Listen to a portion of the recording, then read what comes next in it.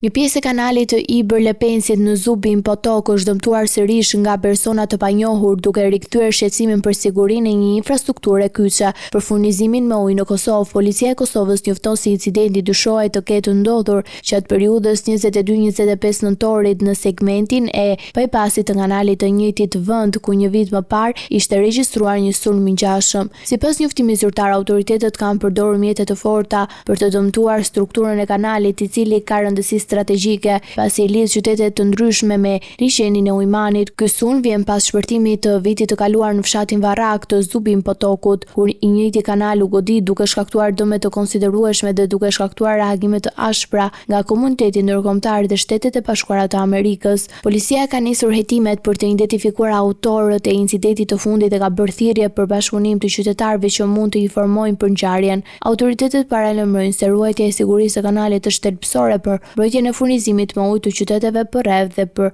parandalimin e dëmeve të mëtejshme.